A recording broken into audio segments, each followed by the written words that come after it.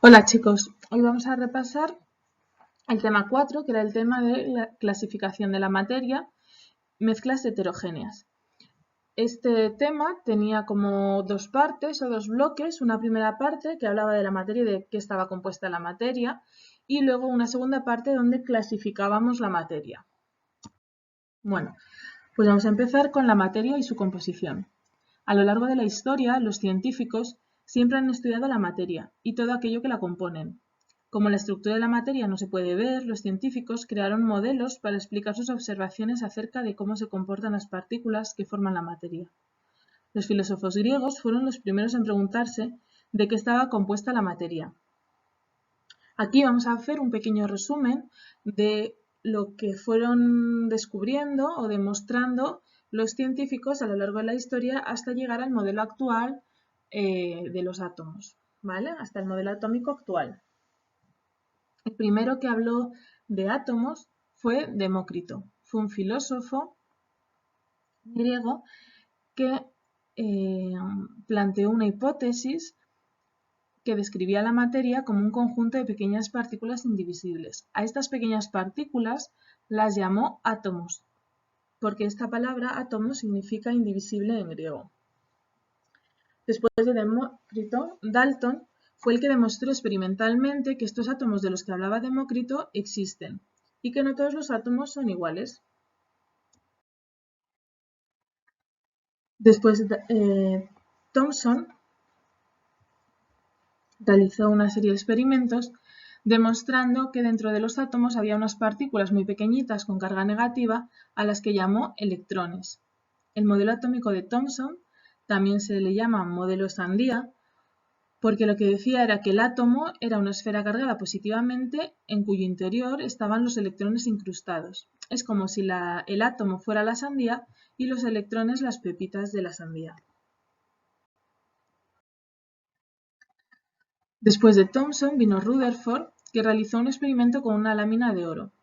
A partir de los resultados que fue obteniendo, demostró que los átomos no son macizos y que la mayor parte del espacio es vacío. Que la masa se concentra en el centro del átomo, y al centro de este átomo lo llamó núcleo atómico.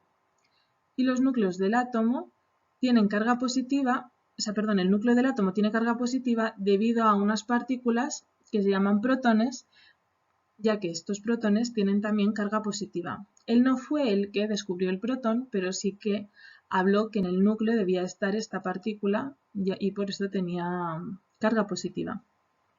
El modelo atómico de Rutherford se denomina también modelo planetario o sistema solar porque es como si el átomo estuviera formado por un núcleo central que estaba cargado positivamente debido a los protones, que sería el Sol, y luego los electrones están en una corteza alrededor del núcleo dando vueltas, como si fueran los planetas. Rutherford dedujo también que entre los protones debía haber alguna partícula para que estos no se repelieran. Los protones tienen carga positiva. Si tenemos muchos protones con carga positiva todos juntos, es como cuando juntamos imanes por el mismo polo que se repelen. Pues estas partículas positivas se van a repeler. Entonces, él dijo que tenía que haber alguna partícula, que no sabía cuál, que estuviera entre medio de los protones para que ese núcleo atómico no explotase. Paralelamente a Rutherford, Chadwick descubrió el neutrón. El neutrón es una partícula subatómica neutra que no posee carga atómica. Por lo tanto, este neutrón es la partícula de la que hablaba Rutherford también, que iba a estar entre los protones para evitar que se repelen. Por último, Bohr propuso un nuevo modelo atómico según el cual los electrones giraban alrededor del núcleo en unos niveles o capas definidas. Lo que decía era que los electrones no estaban colocados al azar, sino que tenían un sitio fijo y que no iban a estar solo en una corteza, que la corteza que estaba alrededor del núcleo estaba formada por varias capas y en esas capas era donde se iba a colocar los electrones. Al final, después de lo que hicieron todos estos científicos, lo que tenemos es que el átomo está formado por un núcleo donde vamos a tener los protones y los neutrones con carga positiva y neutra, y alrededor vamos a tener los electrones colocados en las distintas capas. Pero bueno, ahora esto lo vamos a ver un poquito más detalladamente.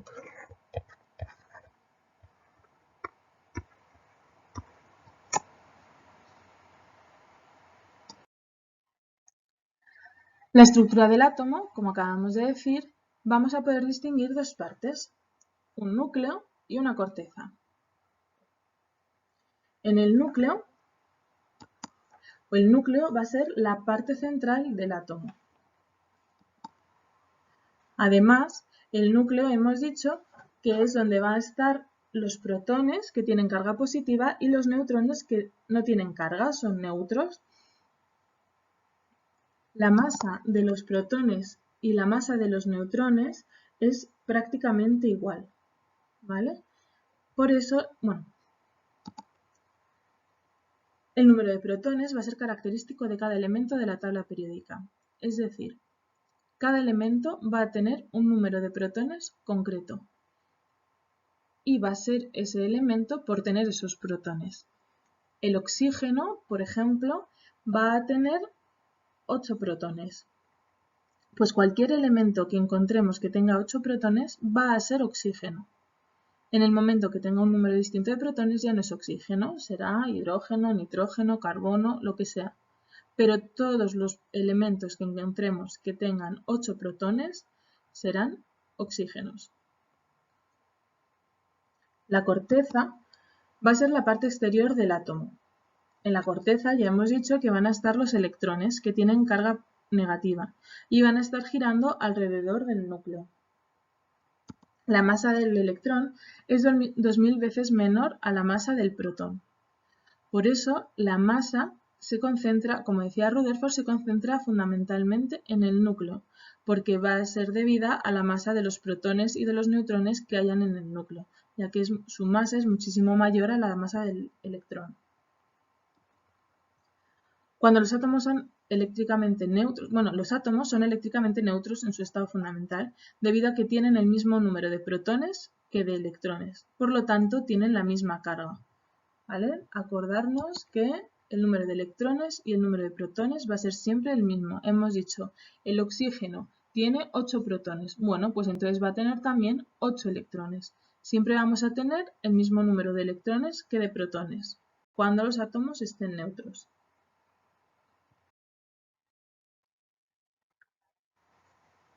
En este tema vimos también dos conceptos nuevos, que eran el número atómico y el número másico. El número atómico se representa por la letra Z mayúscula y lo que me expresa es el número de protones de un elemento. El número másico se representa con la letra A mayúscula y representa el número de protones más el número de neutrones de un átomo. En un elemento lo vamos a representar así. Vamos a poner el elemento que sea, ¿vale? X, y entonces se pone como superíndice izquierdo la mayúscula, es decir, el número másico, y abajo Z, el número atómico. Por ejemplo, el sodio va a ser sodio 2311. Es decir, el número másico del sodio es 23, el número atómico del sodio es 11. Vamos a tener también isótopos. Los isótopos son formas atómicas de un mismo elemento que se diferencian en su número másico o en el número de neutrones. Hemos dicho que siempre un mismo elemento va a tener el mismo número de protones. Por lo tanto, los isótopos van a ser cuando tengo un elemento, pero voy a variar el número de neutrones. Un ejemplo de isótopo sería el isótopo de hidrógeno. Yo puedo tener hidrógeno 1,1, hidrógeno 2,1, hidrógeno 3,1. Vemos que todos tienen el mismo número de protones, mismo número atómico, es decir, mismo número de protones. Todos tienen un protón, por lo tanto, todos son átomos de hidrógeno. Sin embargo, el número másico va cambiando. Uno tiene número másico 1, el otro tiene número másico 2 y el último tiene número másico 3. Por lo tanto, vamos a ir cambiando el número de protones. En el primero, que se llama hidrógeno, vamos a tener 0 protones. En el segundo, que es el deuterio, vamos a tener 2, que es número másico, menos el número de protones, como el número másico es el número de protones más el número de neutrones. Si yo resto el número de protones, tengo el de neutrones. 2 menos 1, 1, vamos a tener neutrón, que antes he puesto protón y es neutrón. ¿Vale? El hidrógeno tiene 0 neutrones, el deuterio tiene 1 neutrón y el tritio tiene, como el número másico es 3, 3 menos 1, 2, tiene 2 neutrones. Por lo tanto, todos son el mismo elemento, pero con distinto número másico. ¿Cómo aplicamos esto a los ejercicios? Bueno, pues a partir del número atómico y el número másico podemos saber el número de protones, electrones y neutrones que tiene un elemento. El número de protones va a ser simplemente el número atómico. El número de neutrones, como hemos dicho antes, va a ser igual al número másico menos el número atómico o el número másico menos el número de protones. Y el número de electrones va a ser igual al número de protones, porque ya hemos visto que los elementos son neutros porque tienen la misma cantidad de electrones y protones, por lo tanto tienen la misma cantidad de carga, de carga positiva y carga negativa. Entonces, vamos a ver varios ejemplos. Si a mí me dan aluminio 2313, vale, aluminio 2313, el de arriba dijimos que era el número másico, por lo tanto, número másico 27, número atómico 13. Protones. El número de protones hemos dicho que es igual al número atómico. Como el número atómico es 13, número de protones 13. Neutrones. Neutrones hemos dicho que es, protones hemos dicho que es el número atómico. Neutrones hemos dicho que es el número másico, o sea, la columna A, menos el número atómico, Z. 27 menos 13, 14 neutrones. Y por último, electrones. Como el átomo es neutro, no tiene ninguna carga, no hay ningún símbolo de más o menos por ningún sitio, entonces el número de electrones coincide con el número de protones. Como tenemos 13 protones, tendremos también 13 electrones. Siguiente, el bromo. Ahora lo que me dan es el número másico y me dan el número de neutrones. Vale, el número másico hemos dicho que es protones más neutrones. Como me dan el número de neutrones también, si yo digo número másico, o sea, los protones más los neutrones menos el número de neutrones, puedo obtener el número de protones.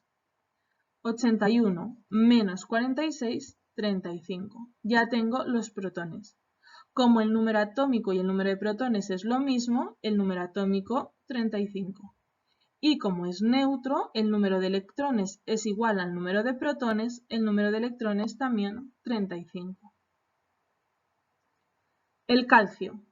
En el calcio me dan el número atómico y me dan el número de neutrones. El número atómico hemos dicho que es lo mismo que el número de protones, por lo tanto, protones tendremos 20.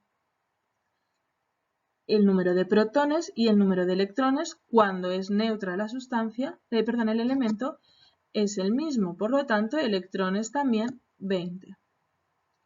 Y nos faltaría el número másico, que como hemos dicho que son los protones más los neutrones, 20 más 20, 40. ¿Entendido? Es ir jugando con ellos, teniendo claro siempre qué es cada cosa. Número másico, suma de los protones más los neutrones. Número atómico es lo mismo que el número de protones. Que los neutrones se sacan como el número másico menos el número atómico. Y que los electrones, cuando el elemento es neutro, va a ser igual a los protones. Pero también vamos a poder tener al elemento cargado. Esto es la formación de iones. Un ion es un átomo que ha ganado o perdido algún electrón. Puede ganar o perder uno o varios electrones. Cuando el átomo pierde electrones, se convierte en un ion positivo que se le llama catión. ¿Vale? Ion positivo, o catión, es lo mismo. Y es porque pierde electrones. Cuidado con pensar que el ion es positivo porque gana protones. No, los protones siempre van a ser iguales, nunca cambian. Porque si cambian, cambiamos el elemento. Aquí lo que vamos a cambiar son los electrones. ¿Vale? Recuerdo, los protones no se modifican. Siempre para un elemento siempre vamos a tener el mismo número de protones. Cuando varío el número de neutrones, tengo isótopos. Y cuando varío el número de electrones, tengo iones. Vale. El sodio 2311 más. ¿Veis? Ahora ya sí que tengo un signo más, un signo positivo. Esto significa que el sodio no es neutro, sino que está cargado positivamente. Como es un ion positivo, es un átomo que está con carga positiva, es un catión. Y va a ser positivo porque habrá perdido electrones. Entonces, número de protones. Número de protones hemos dicho que es igual al número atómico. Número atómico es 11, por lo tanto, el número de protones es 11. Número de neutrones dijimos que era el número másico menos el número atómico. 23 menos 11, vamos a tener 12 neutrones. Por último, número de electrones. Si el elemento fuera neutro, es decir, si no tuviéramos ese signo más, los electrones serían igual a los protones, 11. Pero como tengo un signo positivo, significa que he perdido un electrón. Si he perdido un electrón, me resto un electrón y por lo tanto me queda que 11 menos 1, el Na, el sodio 2311 con una carga positiva, o sea, el catión sodio, va a tener 10 electrones. Cuando el átomo, por el contrario, gana electrones, se convierte en un ion negativo o anión. Por ejemplo, el oxígeno 16,8 menos 2. Habíamos dicho que se pueden ganar o perder uno o varios electrones. Pues en este caso, menos 2 es porque ha ganado 2 electrones, 2 cargas negativas. ¿Vale? Número de protones. Número de protones hemos dicho que es el número atómico. Como el número atómico es 8, el número de protones 8. Número de neutrones. Neutrones es número másico menos número atómico, 16 menos 8, 8 neutrones también. Número de electrones. Si no tuviéramos el menos 2, si fuera el oxígeno neutro, el número de electrones coincidiría con el número de protones, es decir, sería 8. Pero como pone menos 2, quiere decir que ha ganado 2 electrones. Si ha ganado 2 electrones, a los 8 que tenía le sumo 2. Es decir, el anión oxígeno, el oxígeno 2 menos, va a tener 10 electrones. Cuidado, no confundamos y digamos 8 menos 2, porque claro, ahí en el oxígeno pone menos 2, va con signo negativo. No, porque es que lo que nos indica el signo negativo es que son electrones, o sea, que es la carga negativa porque tiene exceso de electrones. ¿Vale? Los cationes, ¿qué le pasa a un catión? Un catión, si yo tengo un elemento que tiene, por ejemplo, pues 4 protones, y como es neutro, tiene también 4 electrones. ¿Vale? Un catión es cuando pierde un electrón. Entonces, si yo a ese elemento le quito un electrón, ahora vamos a tener exceso de carga positiva. Vamos a tener 4 cargas positivas y 3 negativas. Si yo tengo 4 cargas positivas y 3 negativas, más 4 menos 3 más 1, me queda una carga positiva, ¿vale? Por eso los cationes son iones positivos, porque tienen, al haber perdido un electrón, se quedan con un exceso de carga positiva. No ha ganado un protón. El número de protones no le hemos tocado, inicialmente era 4 y sigue siendo 4. Ha perdido un electrón, pero por eso tiene exceso de carga positiva. Los aniones. Vuelvo a tener mi elemento con 4 cargas positivas y 4 electrones. Elemento neutro. Ahora gano 2 electrones más. 1 y 2. Pues ahora tengo 4 cargas positivas y 6 cargas negativas. Más 4 menos 6 menos 2. Ahora tenemos un exceso de carga negativa. Tenemos 2 cargas negativas extras que inicialmente no teníamos. Otra vez los protones no se han tocado, siguen siendo 4, pero al ganar 2 electrones estoy ganando 2 cargas negativas nuevas, ¿vale? Por eso, a los 4 electrones que tenía le sumo 2 nuevos. Aunque sean 2 cargas negativas, lo que me va a quedar, no le resto 2, sino le sumo 2 nuevos. ¿Entendido esto? Esto es lo que va a aparecer en los ejercicios fundamentalmente. Bueno, pues vamos con la segunda parte del tema, la clasificación de la materia. Esto ya es mucho más teórico, así que si queréis, pues podéis ir dándole al pause y vais apuntando la teoría que os viene. La materia la podemos clasificar, o la vamos a clasificar en función del número de componentes de los que está formado. Por ello vamos a tener por un lado sustancias puras y por otro lado mezclas. Las sustancias puras son sistemas materiales formados por una única sustancia. Vamos a tener dos tipos de sustancias puras. Elementos, formados por átomos iguales, que no se pueden descomponer en sustancias más sencillas. Y un ejemplo puede ser cualquier elemento de la tabla periódica. Si yo pudiera ver por un microscopio cómo es un elemento, vería que todos los átomos son iguales, todos iguales. Y solo hay un tipo de átomos. Pues si lo que tengo es oxígeno, todos los átomos son de oxígeno. Si lo que tengo es oro, todos los átomos son de oro. Si lo que tengo es hidrógeno, todos los átomos son de hidrógeno, ¿vale? Entonces, las sustancias puras pueden ser elementos que están formados por átomos iguales o compuestos que están formados por átomos diferentes. Estos sí que se van a poder descomponer en sustancias más sencillas por métodos químicos. Por ejemplo, el agua. Si yo miro por el microscopio una gota de agua, lo que voy a ver es que solo hay una sustancia, es decir, solamente voy a encontrar estas moléculas que son siempre iguales. Lo que pasa es que esta molécula está formada por dos átomos distintos. Un átomo que es más grande y no tiene color y otro átomo que es más pequeñito y es de color azul, ¿vale? Entonces tenemos dos átomos diferentes formando la sustancia o la molécula, pero todas las moléculas de agua, o sea, todas las moléculas que hay son moléculas de agua, son moléculas iguales.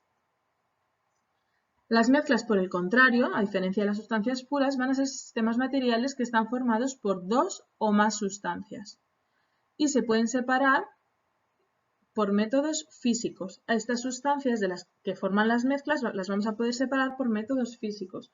Recordad, por favor, los compuestos, métodos químicos, las mezclas, métodos físicos, ¿vale? Las mezclas vamos a tenerlas también de dos tipos.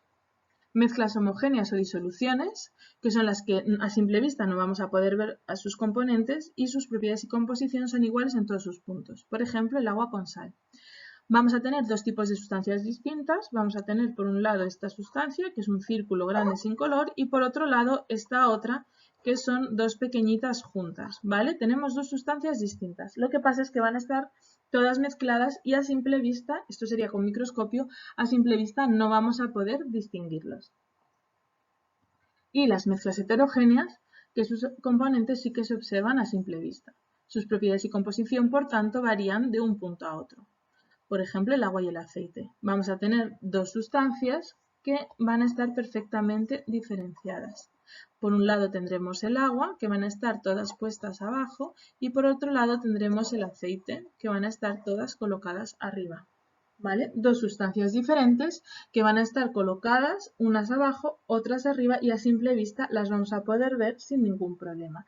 A lo mejor no están arriba y abajo, pero que se ven a simple vista perfectamente cada una de ellas. Lo de que las propiedades y la composición varían de un punto a otro o no en las sustancias heterogéneas u homogéneas es que si yo cojo un poquito de muestra, yo tengo un vaso de agua con aceite, yo tengo un vaso de agua con aceite y entonces voy a tener perfectamente diferenciado aquí el agua y aquí el aceite. Si yo cojo un poquito de muestra de aquí abajo o cojo un poquito de muestra de justo el medio del vaso o de la parte de arriba del vaso, la composición va a ser completamente distinta. En el primer caso, la composición es agua, en el segundo caso es una mezcla de agua y aceite y en el tercer caso es solamente aceite. Y por tanto las propiedades también van a variar. Si yo hago esto mismo con un vaso de agua con sal, da igual de dónde coja yo la muestra, ¿vale? Que la composición y las propiedades van a ser las mismas. Como está perfectamente mezclado el agua y la sal, la cantidad de agua y de sal que coja en cada punto va a ser siempre la misma y las propiedades van a ser siempre las mismas. Métodos químicos, separación de compuestos. Estos son los métodos químicos que vamos a utilizar para separar los compuestos, para separar los elementos que forman un compuesto, la electrólisis y la gravimetría. Métodos físicos, separación de mezclas. Para separar las sustancias que forman las mezclas vamos a utilizar métodos físicos. Vamos a distinguir cuando la mezcla es heterogénea y cuando la mezcla es homogénea. Cuando la mezcla es heterogénea vamos a poder utilizar filtración, decantación y separación magnética. Y cuando las mezclas son homogéneas vamos a poder utilizar destilación, cristalización y cromatografía. En realidad hay más métodos físicos, pero nosotros nos vamos a centrar fundamentalmente en estos 6. Bueno, pues espero que os haya refrescado un poco todo lo de este tema y que ahora entendamos un poco mejor sobre todo la parte de número atómico, número másico, iones, isótopos, etc. Hasta luego.